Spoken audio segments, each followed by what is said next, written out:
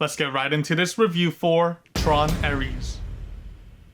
Alright, so Tron Ares is directed by Joachim Running. The film stars Jared Leto and Greta Lee as the main leads in this third installment to the stylistic world of Tron. To preface, I was a pretty huge fan of Tron Legacy when it first released back in 2010. Also, having viewed all the previews leading up to the latest installment, I was pretty ecstatic to witness this at the theaters, so I definitely had some solid expectations set before going into my screening. And now that I've seen the film, what did I think about the cinematic package here? I thought this was just an okay time and nothing more than that. To start off with the positives, huge credit to the visual department team. Many of the scenarios and segments have high clarity and fluidity to the special effects, CGI, and visuals. It was awesome witnessing it on the big screen, and I had a ton of fun taking in all that eye candy. And it's without a doubt that the visuals are probably the strongest aspect to this entire cinematic package, which definitely helped me to deem many of the subpar aspects of the storytelling to be bare minimum satisfactory. Also, the soundtrack paired so well within some pivotal story beats, so kudos to the sound department as well. I also thought the casting was fine here. I didn't find any negatives to the acting involved. Some of the written characters are subpar at best, but ensemble-wise, I thought everybody lived up to their characters well enough. Now as for the negatives, I found the core narrative being told here to be really bare bone at times. There's not a whole lot of character development, and I also found a lot of the story progression to be surface level bare bones, with the addition of a good chunk of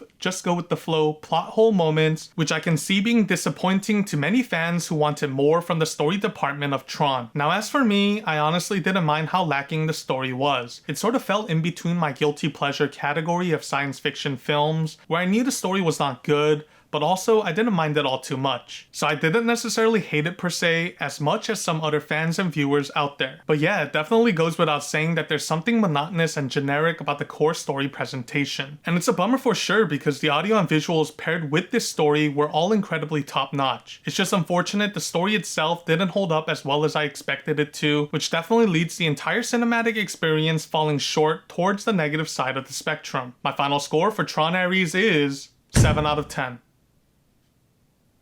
This was a pretty solid one-time watch viewing experience for me. I didn't hate it nor enjoy it as much as I thought I would. Honestly, I would still recommend checking this out at the theaters if what you saw in the trailers intrigued you. This is undoubtedly a shut your brain off popcorn flick type of film. Just don't go in expecting major enhancements to the storytelling and world building aspects of Tron. Just let the eye candy flourish and you may be able to find some level of satisfaction I had to this double-edged sword experience that was Tron Ares. Anyway, since we're checking this review out, I'll have more coming soon, so stay tuned, like and subscribe if you haven't done so already, and I shall see you on the next upload. Until then, stay safe out there and peace.